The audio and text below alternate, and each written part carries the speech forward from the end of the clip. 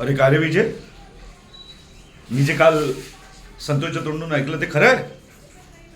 तू असा बघायला लागलास? अरे तू पाटील खानदानातला मुलगा आहेस. आपले पूर्वज कसे होते, तुझे आजोबा कसे होते, आणि तू कसा वागतोयस?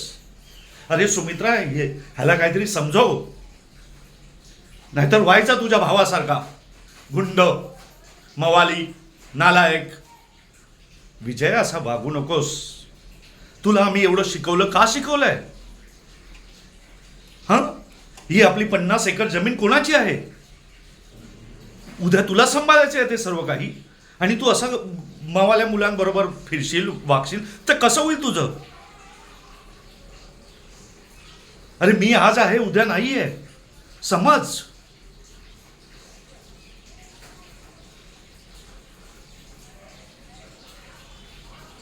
बेटा, असं वागू नकोस. मी तुला खूप प्रेम करतो. मी तुला माझी सावली समजतो, त्याकरता मी तुला समजवतोय.